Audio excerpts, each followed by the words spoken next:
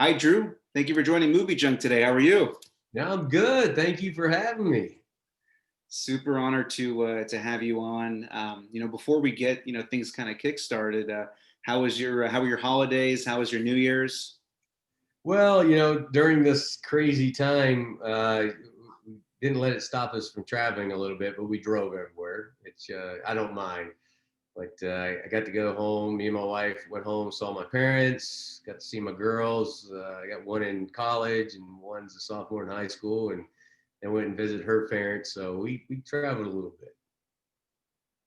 Awesome. So, it seems like you were still able to kind of do some traveling and was able to spend it with families. That's awesome. Yeah, I mean, I think that's what it's about. If you look at the history of our country and everything else, we've always went through struggles and overcome them. And I think we do that by not being fearful of them, but finding ways to still live within it. And that's what we decided to do.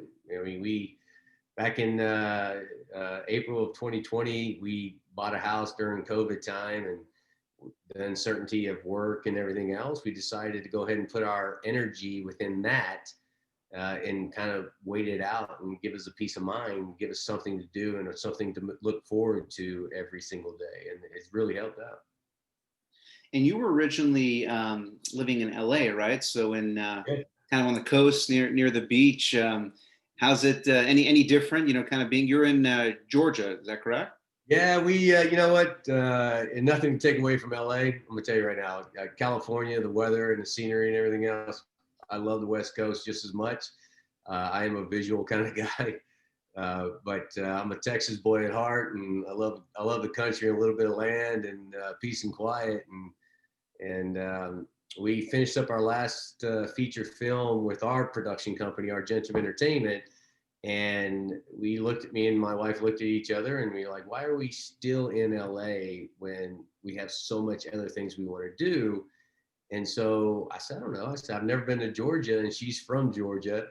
And I had a movie shooting in Manchester, England. And so I flew to Manchester, England. She flew to Georgia. She found us a place to rent out here. And so when I got back, we moved to Georgia. We rented it for a couple of years. We still commute. We're still bi-coastal. I mean, we still have a place in LA, and but we travel back and forth. And I just, it's brought my motorcycle out here. The greenery's nice. The weather's nice. And it kind of suited us for the time being. So. And from what I'm hearing, I mean, Georgia is kind of like the new Hollywood. So there's like filming still resuming. I mean, it never really shut down. There's a lot of filming going on in Georgia right now. Yeah, no, there is. There's quite a bit of stuff going on. The funny thing about it is I've only shot maybe 3 of the last 12 projects I've been a part of from 19 to 20 in Georgia. It's I tell people this all the time. And listen, I'm a Texas boy through and through. I grew up there. It's going to be in my heart forever, right? I just recently, since I was 16 years old, I had a Texas driver license and a Texas license plate. I just recently, since I bought a home in Georgia, got a Georgia's driver license, which is a huge thing for me. It's a big deal. That's Yeah, I mean, even now, I lived 8 years in LA. Don't tell them that, but I never got one. I just kept my Texas roots. But we as actors, we get in this industry because we love the creativity and the characters and the idea of being able to go to locations and shoot. Georgia is a great location. LA is a great location. Texas is a great location. Louisiana is still going strong. We have, Alabama, South Carolina, North Carolina, all these places around us, Tennessee, still doing good stuff. But to me, it's just a place for me to stop and sit and be a part and be calm and silent, but yet be a part of the industry, just like I was in LA. And we're still very much part of LA's industry because we're flying out there making meetings and still constantly talking to people all the time because of our production company, because of the acting and everything. But it's just a home. It's very vibrant right now, but it's just a home, Yeah, my buddy Rick Perez from Cobra Kai is also based in Georgia. I see you guys are out there golfing, having a Yeah. good time. He can swing them, man. We have some good times together. By any chance, are you a fan of Cobra Kai, or have you watched the new season? Yeah, I just started watching it. Yeah, Rick turned me on to it, and it's so great. I love the throwback to it. It's so great. Yeah, absolutely. And I do want to touch on, because I mean, you've been in some of the legendary TV shows and movies as well. Movies like the Transformers. I'm going to be a little selfish. Some of my favorite TV shows like Breaking Bad, Magic City, Friday Night Lights. So I definitely want to touch on all those shows. But before we get into those, do you mind just kind of sharing how you got into the business? Kind of, were there any inspirations, movies or actors that kind of made you want to join? I got to tell you, it's kind of a weird, fun moment to where I decided to go ahead and take a chance on myself and chase the dream. Everybody has the grandmother that says, "Oh my God, you're such a ham. She should be in films. You should do TV. You're so funny, and blah, blah, blah, and all that." Right. And my grandmother used to tell me that all the time. And I was a very shy, reserved kid growing up. I was an introvert through and through, like in a corner, shy from anybody. Everybody hated me and I didn't want to talk to anybody kind of person. And I joined the military, and I realized that wasn't going to get me anywhere. And so I needed to be an extrovert. I needed to put forth effort and really show that I can stand out to make rank and move forward. And so I started changing my idea of who I was and making myself more open to criticism and fear and just challenging myself.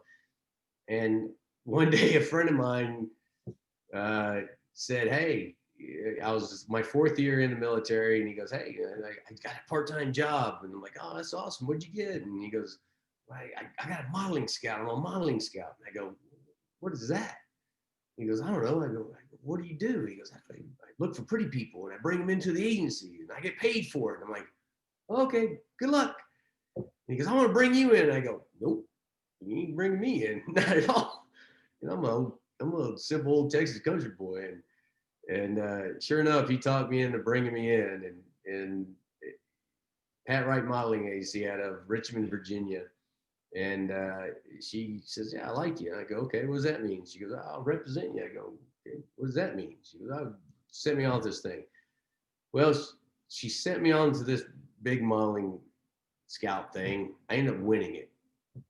And I come back, I go to my CEO and I go, I got all this and I don't know what to do with it. And he goes, "Is it legit?" I go, "I don't know. I don't know what anything is. Yeah, this is a fluke to me. I'm F-14s and now I'm this." And he goes, "Let me check into it." And we're just getting out of Clinton. And so the military was downsizing and everything else. And he came back to me and said, "This is legit." And I had a contract to Taiwan for 2.5 months and everything. And I go, "Well, what do I do, sir?" And he goes, "Waters, I'd take the opportunity." He goes, "This is 3 times the amount of money you're going to make in a year in the military, and take the opportunity." And I go, and I didn't. I shied away. I pulled out of it. I finished my tour out. I did my 8 and I did my 4, and then I went to the reserve side of it. And in the reserve, I had an opportunity from one of the agents that saw me in that showcase that I won, and they brought me over to Italy. And Italy ended up traveling the world 10 times over. And I found myself in Tokyo, Japan on a set on a Dell's Computers commercial, spiking a ball into a green screen where old 35s are rolling, and I had a translator. And I remember every cut, I'd go and with my translator and talk to the operators of the cameras because I was so intrigued. And I fell in love. And I was 24 then. Got back from Tokyo, and I decided I was going to start doing something. I had some men's fitness covers out and everything else. And I was going to, you know what, let's take an opportunity on this. I'll buy a gym. Maybe I can translate this into something. I didn't know. I was just taking a chance, stepping forward. And that turned into me buying like a health facility, building it. And I mean, I built everything myself and stuff because my growing up was that. Turned that into 3 retail businesses and a full-blown construction company with partners in 5 years. And I woke up going, I am miserable. So I went from 24 to 29, fixing to turn 30, going, I am miserable. All I'm doing is chasing money. There's no passion behind it. I just want to make money. That's all. And I was miserable. And I had a 2-year-old daughter. And I look back what made me the happiest, and it was Tokyo, Japan. It was being on that set. And I look myself in the mirror and I go, can I do this? And I go, well, I did business and I didn't know anything about that. So show your daughter you can take a chance on yourself and go do it. And I did. I walked in 2 weeks later. I told my partners, buy me out of my position. I'm going to go chase a dream. And I never looked back. I know hindsight is always 2020, but if you can go back to the younger version of yourself, would you have done anything different? I would have believed in myself sooner. I would have, because you know, that's the only, I think watching my girls grow up is what I instilled in them was know your self-worth and believe in yourself. You know, don't allow anybody else to dictate your feelings or thoughts. You believe in what you want and go for that. And I didn't do that until later in life. And that's the only thing, because I missed out on so many special opportunities, whether it be film, whether it be family, whether it be, yeah, I missed out on so many special opportunities because I didn't believe in myself. So, I mean, I know it was a while ago, but you know, we mentioned that, you know, you were on this show. It wasn't too big of a show, but it had a long running. It was called Breaking Bad, Yeah. right? Just shifting over into Breaking Bad now. So this career kind of went on, and then, you know, you found yourself on this hit show. It wasn't known that it was going to be a hit show at the time. I mean, that Oh, right. So kind of, you know, that, and I'll never forget that scene. I mean, it was that scene with Jesse when, you know, he's kind of on the run. He's trying to find a place to stay for a little bit. He goes to his old friend who they yeah. had a band together, and we see you guys, the Fallacy song. I'm not even going to try to sing it, but you were on the guitar. Fallacy. Man, and it's, you know what it was, is you were the only friend that he had that was a normal guy. Like you were just and at least it seemed like you were just like a normal guy. You know, you got the kid and the wife, and he just needed a place to stay, and everything was good. And I think a lot of people can kind of find themselves in that similar scenario where you just need a little bit of help. But then, you know, people know that, hey, there's a troubled past, or this just might be trouble. And you know, he already knew as soon as your wife grabbed you, he knew that, you know, he was going to get kicked out. But what was it like working with Aaron Paul, and you know, just being part of the Breaking Bad journey? Well, I mean, like you said, I was second season, and we knew it had buzz because I was doing Friday Night Lights, and I was in between, you know, that and I got the opportunity from Joe Edna Baldwin to go and audition for Breaking Bad, and it was a guest star role.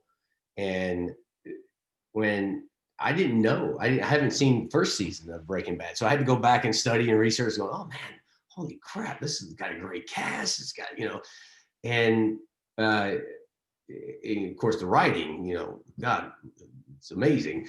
But no one knew. When you showed up on that set, everybody was just so, it was so relaxed. It was so enjoyable to be around the people that we were around. Bryan Cranston, phenomenal, right? You know, Aaron, a great guy. It's just everybody about that was just, it was about enjoying the moment that you were in and absorbing everything you possibly could, but yet giving back everything you possibly could. And you know, when you're on set, especially series runs, and especially when you start getting a lot of interest, the writers want everything their way, you know. Um, but they, if they see something, if you try something, if you trust yourself and try something that feels honest and true, and it comes across that way, they'll allow you to carry it. And they're like, oh my God, that's so good. Yes, do that and carry it this way. And so it builds and builds and builds. And I think that's what made that show such an amazing show, is that, you know, Aaron was, everything was so open to ideas, but yet very structured. And, you know, it turned out to be one of the number one shows ever. And second season, we are all just like, I mean, when I showed up, everybody was just like, hey man, it's a great show. We're having a lot of fun. Hey, good to see you. Yeah, and I've saw this and this will be great. And we just went off and did it. And we played around with it. We shot maybe 8 different scenarios of that scene, and we just kept going. Yeah, because the first season was short. I remember there was a writer's strike going on, and that first season, I think it was something like 7 episodes or 8 episodes, and then it rolled into the second season, and at that point, you know what I mean. I mean, there was definitely some buzz kicking off, but the show didn't begin to be great until the end of season 2. The Yeah. finale that kind of kicked off into season 3. I think that's when most people that I loved it from day one. The first episode, I was like, I'm in. But for most people that have watched it, the hook is kind of that season 2 to season 3, when we get to see Mike and we get to learn more about Gus. The show just catapulted into greatness, and it kind of reminded me a little bit of The Sopranos, kind of falling in love with the anti-hero. Mm-hmm. And yeah, I mean, now you got Better Call Saul as well. But yeah, I mean, that's just one of my all-time favorite shows, and I probably rewatched it a bunch of times. And but that scene with you and Jesse, man, I always I actually just sang that song, a few days ago, the Fallacy song, and it's like, man, who knows? Maybe because Breaking Bad or Better Call Saul, now we're in the final season. We're at the point now to where we're gonna hit Breaking Bad. So maybe we'll see you in there. Maybe we'll have you and Jesse do a little scene together. Listen, it's always good when they don't kill you off. I'll tell you that. So a dear good friend of mine that I grew up with in Texas was Charles Baker. He played Sneaky Pete, and they did El Dorado, and he had a big play in that. Yep. And we were always hoping that they would do a spinoff for Sneaky Pete for him, because I think that character has a lot to offer still. I really do. And it may happen. Who knows? But Netflix kind of kept El Dorado kind of quiet and stuff. And we were talking, and he's like, man, I can't say anything, but I'm just saying, it's something cool, and it's coming out and all this good stuff. So yeah, I don't know how they kept that project under wraps. I mean, there was a little bit of buzz on the news, but no one knew that they actually had it filmed and that it was finished. There was talks about it being done, just like on searches and stuff, but no one knew that they actually had filmed. I mean, the way that they kept it quiet, and yeah, Skinny Pete, he was definitely the most dimensional that we've seen him. There was more drama involved, and you started seeing that more towards the end of the show with him. But yeah. He really loved Jesse, and you felt it in there, and he was willing to put himself in trouble. Because Badger was kind of like, should we do this? Should we not do this? But Skinny Pete was like, just take it, man. Dude, I listen. I think I wouldn't be surprised in the next 5 years if you don't see something within a Skinny Pete Badger scenario somewhere, right? Because everybody, I mean, right now we're starving for new content. We are, because there's so many reruns that have been going on and stuff. Production has came back, but now it's slowing down again because of the new, of course, COVID outbreak. But everybody's starving for something new, and I think now's the exciting time, as you mentioned in previous conversation, is as a writer, to see new content, new ideas, new structures, new way of thinking about characters, and the way you approach them and how they are portrayed on camera to the audience to bring something interesting and value and alive to the audience to make them attached to it. And it's going to be interesting. It really is, because there's a lot of time to think about all that and place it all together. Yeah, I'm definitely with you, and I would love to see some sort of spin-off with Badger and Skinny Pete. And I don't want to spoil it for the fans that haven't seen El Dorado. I'm sure everyone's seen it, but the way that it ends, there's definitely life for bringing those guys back together, even if it's just them two doing something. I mean, I can watch those guys just play video games. Just the way that those two guys play video games is funny. You know what I mean? Just fighting with each other. Yeah. Another show I want to talk about, another one of my favorite shows that was on for 2 seasons. One of my favorite shows on Stars was Magic City, and you were in the last season, if I'm not mistaken, correct? Yeah, I did. Ended up doing 6 episodes of that, and man, I got to tell you, and that right there. The funny thing about that, I remember getting a call from my manager going, "Hey, you just got a request you just need to do a quick audition." And I was at a friend's house, and I was like, "Okay, it's not going to be, nothing special. I'm just going to throw it up against the wall." And that's fine. They just want to see you in the perspective of X. And I go, "Okay." And I put it down, sent it out, and I get a phone call 3 days later saying, "Okay, you're going to Miami. You booked it. You're guaranteed X, but you may carry over." And I was like, "Oh, great." And again, I knew about the show, so I had to go back and watch it and really understand how it was, what kind of decade it was in, and what year and age it was in, and how it was, the tempo of it and all of this, and kind of really understand it, which is fun. I mean, I think that's what we do. That's what we love to do anyways, is the creative side of it is the digging in and researching and trying to figure it all out, and to make when you go in there, you fit in, so you have longevity. You want to stick around. And I get down there, man, you want to talk about a fun time. I mean, it's Miami, but it's just that whole group down there. That was the first time I had a great opportunity to walk in somewhere and feel like that I didn't feel like it, but they knew that I had enough behind me that I could be trusted as an actor to, hey, yeah, Drew, you got it, man. You good. And so I could say to the extra casting, go, "Hey, I got some friends I would love to throw in here if you don't mind." And they're like, "Oh, Drew, yes, absolutely. Yeah." And so I could bring my friends in and give them a little bit part, and this, that, and everything else. It was such a fun moment for me, because it became more than just me being a part of something. It became me and my friends that always talk about doing something to be a part of it. And I think that's the joy of, as actors, is be able to do that, to give back and give somebody else something in a memory.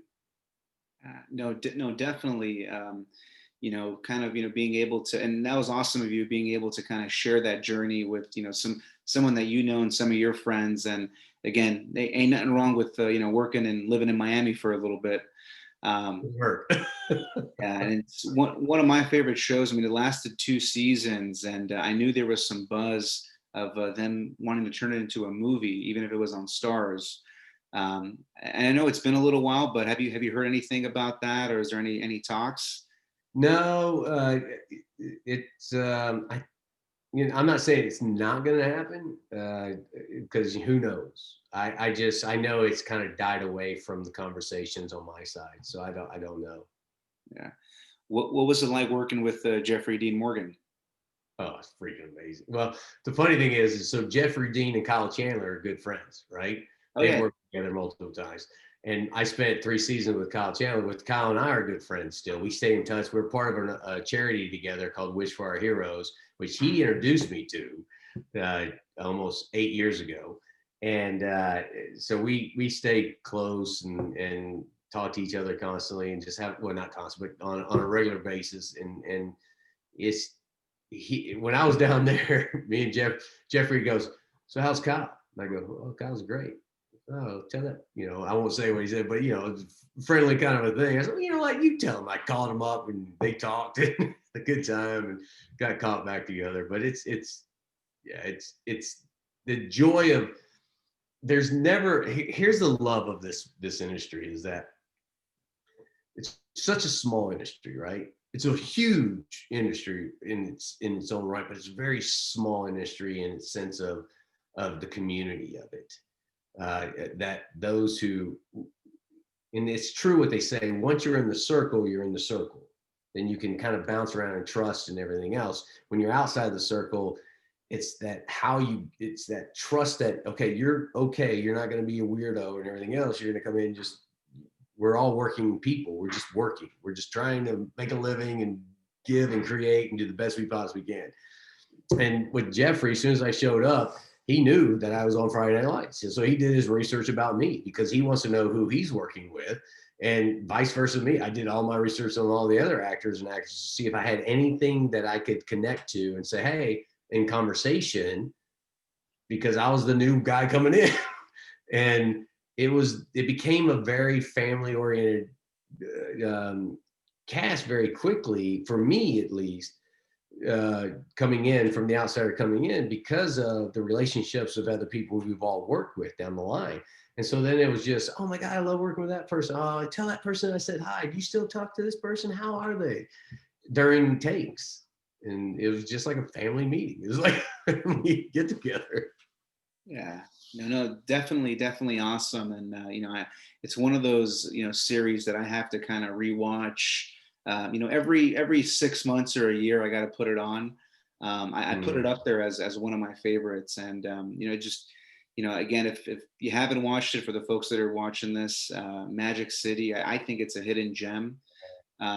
Just great, right from the beginning of the show. And awesome TV show. And still rooting that maybe they can bring it back and do some sort of special, or just like a TV movie, so to speak. Yeah, they may. I mean, stranger things have happened. I'll tell you. It depends on this whole industry is also about timing. Mm-hmm. And so they absolutely may. And gosh, who doesn't love period pieces, man? Just so much fun to get thrown back into something like that and have those suits and those, just everything around you. It's just the atmosphere is so, the ambience of it is just amazing. Now, you mentioned Friday Night Lights, and that was one of those TV shows where the show was just as good. I don't want to disrespect anyone that's a bigger fan of the movie, but it was one of those shows that was just as good as the movie. Sometimes you don't always get that when a movie first comes out and they make a TV series about it. But in this case, I mean, some folks actually like the show even more. It goes down as one of the best shows as well. And you had done 3 seasons of Friday Night Lights, right? Was it 3 seasons? Yeah. The funny thing about it is Jeffrey Reiner. So one of my first things I ever did was the Fincannons out of South Carolina. I was in Texas, and I was just getting into the industry, and I was just trying to get in front of anything and do everything I possibly could to get in front of it. So I was doing workshops, I was doing showcases, I was doing whatever I could.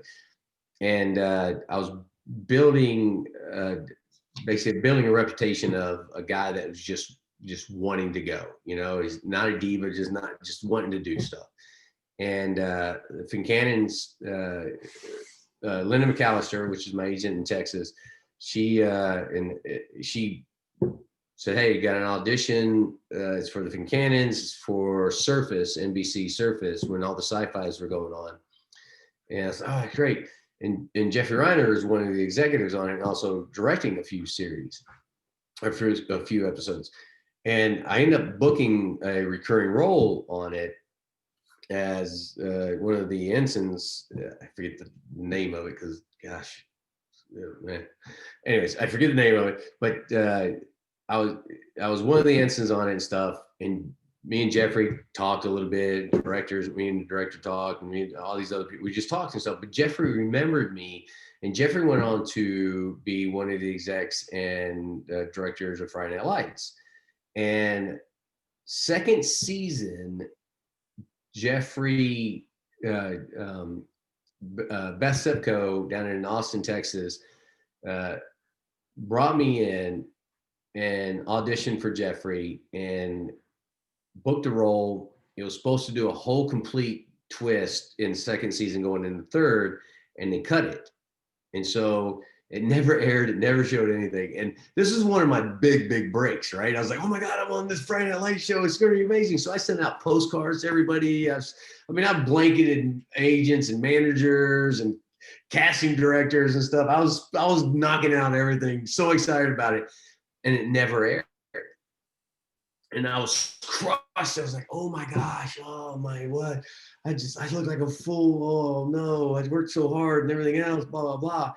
And I get a phone call from Beth Sipko going into season 3 before it started. They were looking for a new character.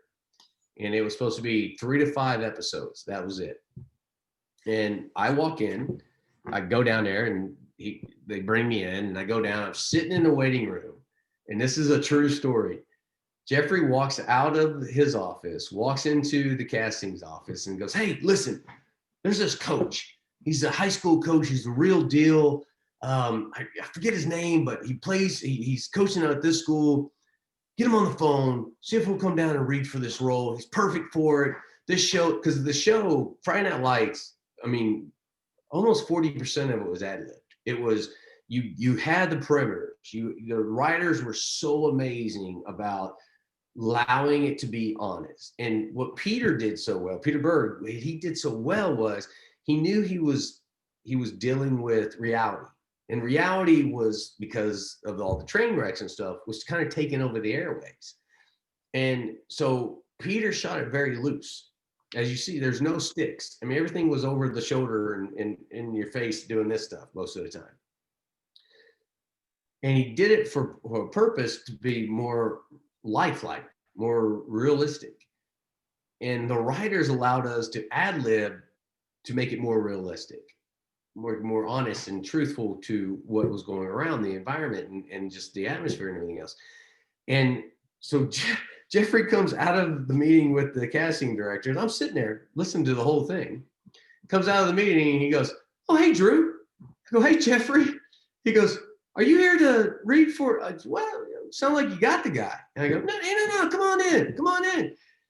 And, I love Jeffrey to death because he gave me my first break, really did, as far as on the big network side of it. And he goes, all right, he sat there, we talked a little bit. He goes, all right, let's do it. And Jeff really likes to see if you can be comfortable going off book and just ad-libbing and being in the character and stuff. And we just carried a role and played around with it. And at the end of it, he goes, how about I take you outside and beat the living F out of you? And I go, well, or I could buy you a beer. And he goes, all right, you got the role. And that's honest to God, that's how, and it was this whole thing. And I never knew it was going to go 3 seasons. I just knew I had a 3 to 5 best. And it went 3 seasons. It was such an enjoyable time. And I know that not, every show, doesn't always give you that artistic liberty to where you can ad lib. Like, there's some shows like The Sopranos where like literally whatever's on the page, from what I read, is that you had to actually say it. So if it was, you can't say the, or, something like that. And so do you have a preference where do you rather prefer to do ad libbing, or do you like it to kind of be what's on the page, or kind of what's your personal preference? I like I like a balance. I'll be honest with you. I like where you have a very clear direction and idea, right? And I think there is something to be said for writers because, me personally, I'm not a writer. I respect writers. I really, really do, because without their words, we're just blubbering idiots most of the time, trying to make up and piece together moments and make sure they somewhat make sense in a dialogue scenario.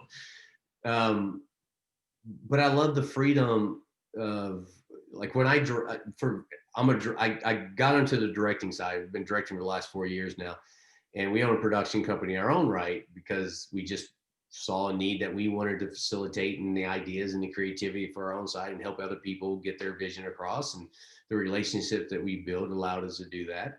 And I love being an actor's director, and I say that in the sense that the script is the script. It has a beginning, middle, and end, and the storyline is very important. But not every word within that storyline is truthful in the sense of how somebody would portray that. So if I cast you, like if somebody casts me, well, you know, I'm a Southern Texas guy. My rhythm, the way I speak, and my body language and how I would say something would be different than how you maybe approach it and say it. There's no right or wrong to it. It's just what is the most interesting and stuff. So I don't necessarily pigeon myself into locking into the dialogue, what's written. I like to give a little creativity on my own right, because as actors, you're hiring us to be not just a face, but say it in a way to make audience feel like it's honest and real. I was on a show called Wire and Blood, Prayer of the Bone with Robson Green. And the writers were Law and Order, Criminal Intent, all those guys. I mean, there was like, and they wanted every single word the A had to be said. And it was, I understood it because it was great writing. And it challenged me to really figure out how the tempo and tone and how I was going to maneuver making it honest and real when I said it without adding any what I would usually do within it. So it makes you very structured and very honest to it. But I think in the realm of things, when you are looking at casting someone, I think you also, for me personally, I want to cast someone that brings something more to it. You know, as the writer writes the dialogue, now it's my job to bring it to life. Does that make sense? And it's tricky. Yeah. And I respect it. I respect both sides of it, because again, I'm not a writer, and God, I love writers, because without them, I'd be a blubbering idiot. But I also love the creative side of bringing it to life and having those little nuggets that aren't written there come alive. Yeah, I think that's what makes some of the performances from like Joe Pesci or Robert De Niro and like Marlon Brando. I mean, a lot of their work, almost all of it is ad-libbing, and I just think there's a certain level, and you were saying a certain level of authenticity that you get, when you have that flexibility, because again, you're bringing in the skills and the traits of that actor that you just can't really convey or describe, on the word. In the dialogue. So yeah, definitely some of the best work that we've seen, is through, doing these sorts of ad-libbing. And yeah, and then again, shows like Law and Order, Sopranos, I mean, they did it right, their way, but sometimes, certain content just looks better when you get the ability to see actors in that space. Yeah, and you know what, this industry has been very giving to me for that. It really has. And I think if you approach it as a collaboration and a respect, that you'll find that you'll receive the opportunity to be able to put in those little nuggets and those little just subtle hints of life outside of a character side, but just life into it. Yeah, absolutely. I'd hate myself if I didn't ask at least a quick question on the Transformers. So you were in the Transformers as well. Yeah. When you were in service, you were also a pilot? No, so I was enlisted. I was with the F-14 squadron called VF-101 Grim Reapers. Oh, okay. Yeah, and but I was all ground service, and we basically in LA. So I went to Top Gun. You know, it was one of one of each piece of the squadron it goes, and so we take our jet over. We went through all that and everything else. We came back 2 years later. I think 2 years later, Miramar shut down pretty much, and we took over all the fleet in the East Coast in Virginia. And so I basically ran the movements of everything. I controlled and operated and ran everything as a enlisted. Of course, I had COs and chiefs and all that stuff above me, but my job was to make sure nothing screwed up, and then took it up the chain of command. Everybody else took responsibility for it, or took, praise for it. So Yeah. But in your role, you played a pilot yeah. on there, and it's just, so definitely. Were there any advantages? Obviously, and being enlisted, and playing a pilot. Were there any advantages that you had, or did you still have to kind of, learn some new skills? No, I mean you still learn all the kind of the lingo and everything else, because you sit there and you talk to the pilots all the time, the Rios and everything else. And Alan, a good friend of mine, Alan, I'll butcher his last name because it's longer than anything I've ever seen, but Brzezinski's, just he's something like that. But he was a Rio, right? And so he Rio for F-14s, and so we got together when I was in LA. We started talking, and he's part of veteran film and television. He helped, organize all that and everything else out in LA, and so he very much understood the lingo and everything else. I understood it because we'd go out and hang out, and I would always talk to him, and we'd of course have to communicate back and forth with sign language and also in verbal, hooked up. And then they would bring in someone else, and how that all came about, we were doing dubbing, and so we were doing voice dubbing for all the pilots within Transformers. And so I did the first one, and then he did 13 hour, which then he brought us in to do visual. He shot us being F-16 pilots and everything else towards the ends of that movie and everything. And it just became this thing, which I didn't even know was a thing, really. I didn't know that dubbing was a thing. I'd never heard of it until my friend Alan introduced me to it. And that's how all that came about. It was just this whole nother avenue that I was like, wow, this exists. This is amazing. That's another industry. Yeah, we're over at Michael Bay's house, at his personal house, sitting there and just knocking it out. And it was just like you and I having a conversation. I mean, what would you say here? This would be great. What would you say here? How'd this go? How would you say? It was just this whole thing that if I wouldn't have said yes to, I'd never got the opportunity to be a part of it. That's awesome. Yeah, no, definitely. Being a part of that type of franchise, and just tremendous movies, and some of the when the first Transformers came out, I mean, it was so revolutionary. We hadn't seen a movie like that before. But yeah, no, definitely great. And again, I'd hate myself if I didn't touch on the because I love the franchise. It seems like they're a little stuck as far as if any new ones are coming out, but hopefully. I know the Bumblebee movie was really good, but hopefully we get something new. Yeah. No, I mean, who knows? With him, here's what blows me away about the Transformers movies is how crisp all the special effects are. I watch I catch myself watching, trying to find mistakes within it, and it looks so realistic that I can't. Mm-hmm, mm-hmm. And that's what blows my mind. It's like, and that's what makes it so entertaining to me. Because I had Transformers growing up. I mean, I was used to play with them and open them up and just, and have a great time, and just as a kid running around with them. And now it's like they're alive. They're like they're real Transformers. Yeah. Yeah, no, He did definitely. I think he did. I really do. Yeah.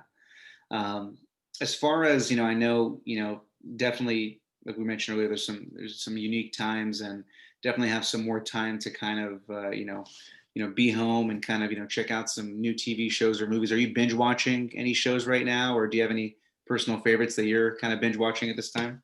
Yeah, so my wife and I are binge watch. Well, not binge watch, but we're watching The Crown. That's one thing that we're staying on top of. Are you caught up from 1 to 4, or did you start? Yeah, no, we're caught up. Yeah, Okay. we're in Diana's series right now. I So started backwards. I started at season 4, and then I'm on almost at the end of season 1.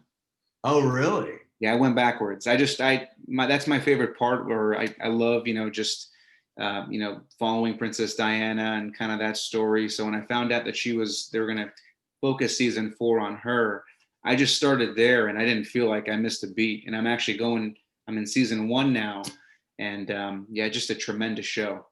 Yeah, it really is. I mean, she got me hooked on it and stuff, and we started watching it, and I'm like, man, and here I am, still stuck into it and stuff. We sit down, and before we go to bed at night, we turn it on and watch an episode of it, and as we're so caught up that we're waiting for the next one. Now that's the problem. It's like, come on, where's the next one? Because you're looking for something else to do. And of Yeah. course, I'm still watching my guys from Top Gear. They're finally coming out with season 4, I think it is now. For what's the name of their new show? I forgot it. Anyways, it's Yeah, I'm they drawing a blank too. yeah, they have it on Amazon. Love those guys. Jeremy and gosh, what's their names? I'm drawing a blank with it. It's so crazy. It's one of my favorite shows to watch because I think their humor is so incredible. I think their chemistry together is so incredible. It really is. We Yeah. watched that, but I will say there was a show, and I'm drawing a blank on this one too. Nicole Kidman. It was on.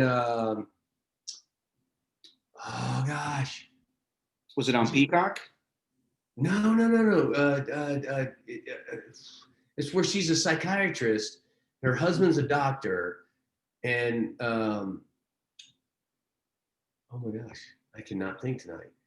We just finished it. It's a short series. It was a mini series. Phenomenal. It was so good. It was it'll come to me as soon as we hang up. It's gonna come to me. That's the problem. This is what happens. It's like so much is in here. You just gotta Yeah. dump, and then it's like Yeah, and she's awesome. I mean, she oh, hasn't lost a beat. Um, just a brilliant actress and beautiful actress. She's yes. amazing. She's She, amazing. she's a chameleon, man. I mean, you can't. She's beautiful, so you can't get around that and everything else. She's such a chameleon in the sense of how she can absorb herself into something and be so vulnerable. Man, amazing. Do you mind sharing, kind of some of your upcoming projects? I know you did have a few movies that you finished working on this year. Are you able to share any of those movies? I got a couple westerns. So far, we can't because we don't know the release date and everything else. I do have a new movie coming up. I think the end of January. That just got greenlighted again. It got pushed from. We were supposed to shoot it before Christmas, and with COVID and everything else, pushed everybody off. And then we just got re-greenlight. I think I got a phone call yesterday from the director saying, "Hey, we're greenlight again." We're supposed to shoot that coming up in Nashville. And then I have a movie that was pushed, but it's still greenlit and still going, that's shooting in Romania. And it looks like if everything goes well, it's going to be March. And then I have another film, which is a Western that was scheduled to shoot in Arizona back in October. That looks like it's now getting pushed to around April or May. So there's we're still going. It's still clicking. Yeah. I'm up for a few things right now. As soon as I get off of this, I got to do another Zoom call with another director for a project. And so, there's things happening. That's the beautiful thing about it. There's still content being made. There's still, just like everybody else, we've, as actors, a lot of us, unfortunately, have been out of work since March, and there's a lot of actors and a lot of people in general that are out there right now suffering, trying to figure it out. For me, I started acting late in life, so I did have some kind of idea and passions and hobbies that fulfilled my time and allowed me to make income in between. Um, but a lot of people didn't. A lot of people, you know, they didn't see it. No one saw this coming, and so it's good to see that the wheel is starting to turn again, slowly, but it's starting to turn again. And yes, Georgia is such an incredible hotspot right now. There's a lot of states that are incredible hotspots that are jumping up. COVID has hit us, but it's not stopped us.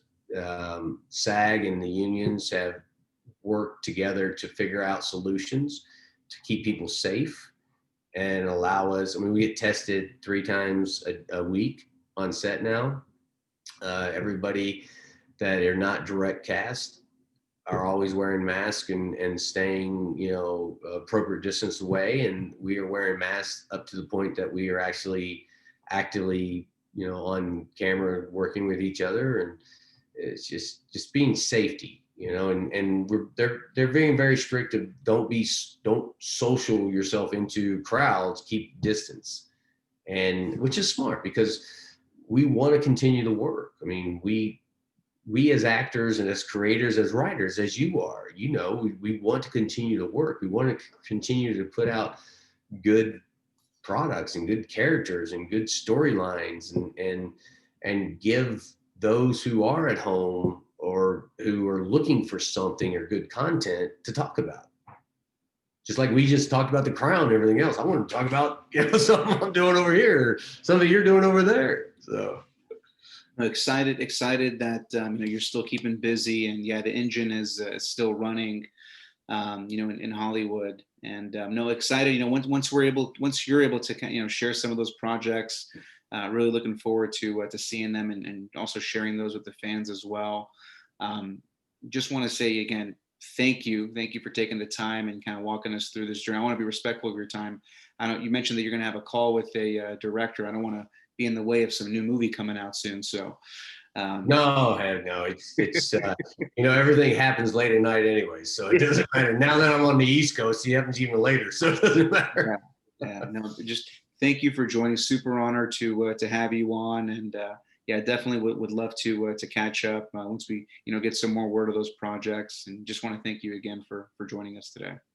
My pleasure, man. I tell you what, I appreciate what you're doing. You know, in a time like this, to connect people and just have conversations, and you know, I think it's helpful for everybody across the board. And so, thank you for keeping the voice open and communications going. I really appreciate it. Thank you very much, and have a good rest of your evening. And we'll chat soon. You bet. Hey, listen, I'm gonna do a quick plug real quick if you don't mind. So our latest movie that we launched, I think 2017, was called New Life, and it's on all the platforms. So go to newlifethemovie.com, and it's New Life, N-E-U-L-I-F-E, or N-E-W-L-I-F-E. Newlifethemovie.com. You can find everything on it and stuff. Go check it out. You can research, find more about us and all what we're doing and Argentum Entertainment and all what we're going on and stuff. And keep us informed of what you're writing, man. We'd, you know, who knows? That's how this whole thing works, is relationships and interest and opportunities and excitement and value that you put on paper. Who knows? You definitely just made my evening. So definitely I'll keep you in the loop with that, and we'll definitely share you know, your production and upcoming movies with the fans as well. So again, super honored, and I know we'll stay in touch. I appreciate it. Excellent. Thank you very much. Hey, you guys be safe. You too. Take care. Take care.